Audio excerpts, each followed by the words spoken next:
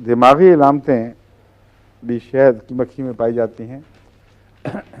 इसका खसूसियत के साथ हाइड्रोकेफलस से ताल्लुक़ है और ऐसे मर्ज़ जिनमें दिमाग की झिल्ली में सोजिश आ जाए या सर का जो खौल है वो छोटा रहे और अंदर से दिमाग बढ़ना शुरू हो जाए या पानी भर जाए, उसकी वजह से दबाव बढ़ जाए। ऐसी सूरत में एपिस की दो इलामतें ख़ास तौर पर इसकी पहचान हैं। एक ये कि आंखें इसकी सुकड़ती हैं और बच्चे की आंख बाज़ दफ़ा बिल्कुल जैसा तोता गुस्से में आता है तो उसका डेला तकरीबन गायब हो जाता है, यूँ सुकड़ के बहुत नुक्ता सा रह जाता है। ऐसे बच्चे की आंख में नुक्ता सा दिखाई देता है और सोते में बहुत ही तेज़ और दर्दनाक चीख मारता है, जिसका मतलब यह है कि मुस्तकिलन वो दबाव उसको नहीं कुछ कह रहा, लेकिन कभी कभी किसी ख़ास हिस्से पर दबाव पड़ता है तो वो दर्द में तब्दील होता है।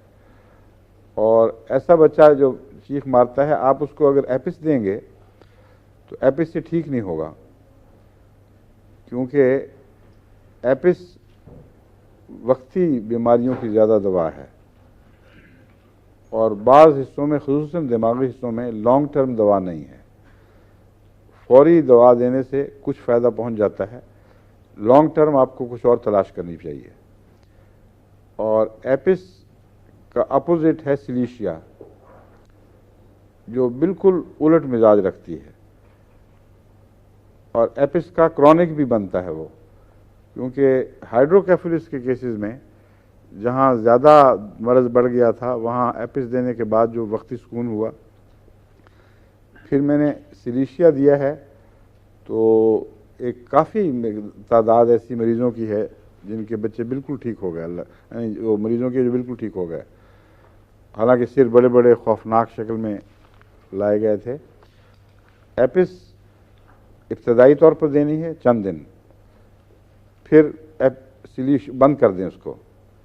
सिलीशिया 6x में या बाज़ दफ़ा ऊँची ताकत में दें, छोटी ताकत में देना ज़्यादा मुफीद है। उसकी एक वजह है, क्योंकि जो मरीज़ भी हाइड्रोकेफलस का मतलब पता है आपको क्या कह रहा हूँ मैं? हाइड्रोकेफलस कहते हैं बाज़ बच्चों के सिर बढ़ने शुरू हो जाते हैं और बढ़ते चले जाते हैं, उनके यहाँ भी, उन बच्चों में भी चीखें नज़र आती हैं। और बाज़ बच्चों के सर बिल्कुल छोटे होते हैं और वो भी चीखें मारते हैं। उन दोनों में फ़र्क है। जिनके सर बढ़ने शुरू होते हैं उनके अंदर पानी जो दिमाग से रीढ़ की हड्डी के अंदर नीचे तक जाता है, वो पानी बंद हो जाता है और बाहर निकलने का रास्ता नहीं रहता। उसकी वजह से वो अंदर ही अंदर बढ़ता जाता है, उसके दबाव से सिर फैलता है और उसकी हड्डियों के दरमियान वक्फा भी दिखाई देने लग जाता है। सिर के अंदर जो पसलियों से हड्डियाँ हैं बनी हुई, वो चौड़ी हो जाती हैं, बीच में जिल्द, कच्ची कच्ची जिल्द बीच में दिखाई देती है। ऐसी सूरत में वजह है कि पानी के दबाव की वजह से तकलीफ हो रही है। सर छोटा हो तो नॉर्मल तौर पर जो दिमाग बढ़ना चाहिए उसकी वजह से वो तकलीफ होती है। मैं हाइड्रोकेफलस की इस वक्त बात कर रहा हूँ। उसमें जब आप सिलीशिया दें तो ऊंची ताकत में इसलिए नहीं देना कि ये आहिस्ता आहिस्ता बाज़ दफ़ा उस रोग को दूर करती है पहले और घुलाती है, और अगर वहाँ से वो रोग दूर ना हो तो बाज़ दूसरे ज़राए से ये सुराख पैदा करके पानी को बाहर निकालती है। सिलीशिया का जो फेल है सब दवाओं से ज़्यादा अजीब है।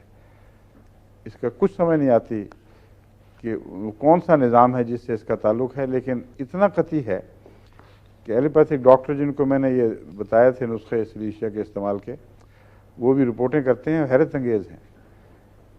मसलन एक मरीज़ को ने सुई खा ली है, गलती से निकल गई है, अंतड़ियों में सुई फंसी हुई है और सुराख करके बाद नज़दीक के किसी मरकज़ी उज़व पर भी असर डाल रही है।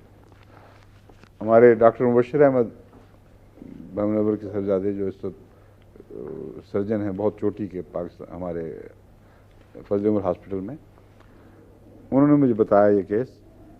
कहते हैं ऐसा सुई का केस था तो उसका ऑपरेशन ख़तरनाक था, इसलिए चूँकि ये सुना हुआ था कि सिलीशिया फ़ायदा देती है, मैंने सिलीशिया शुरू करवा दी।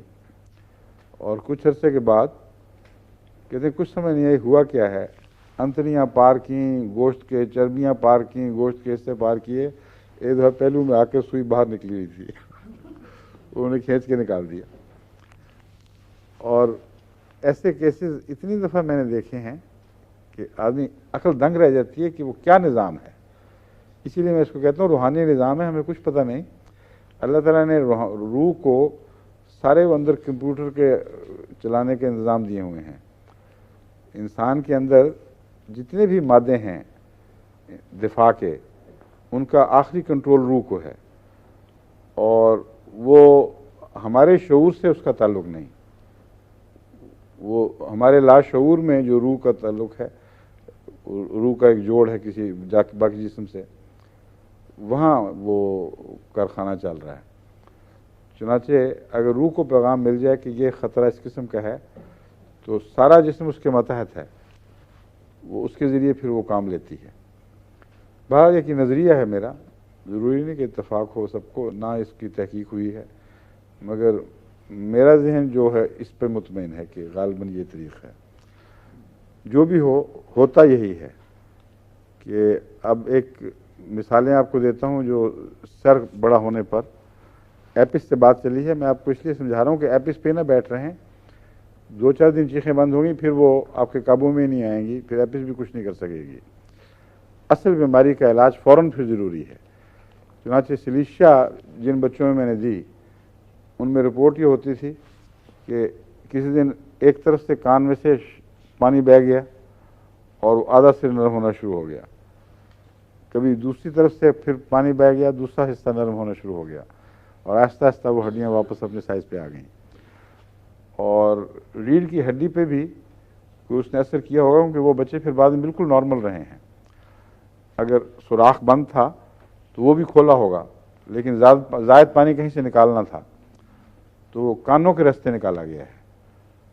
और बाज़ केसेस में मैंने देखा, एक औरत अपना बच्चा लेके आया करती थी, तो मैंने कहा तुम देती रहो चुप करके, तो उसकी आंखों से पानी निकला है इतना ज़ोर से कि जैसे फव्वारे बह पड़ते हैं और वो अल्लाह के फजल से दिमाग सिर ठीक हो गया। जी, पूछना कि जो एक बच्चा है यहाँ पे, उसके उन्होंने ट्यूबें वगैरह डाली हुई हैं जिससे पानी निकालते हैं, तो अगर ये सांस लेना शुरू करते हैं तो ट्यूबें कहाँ डाली हुई हैं?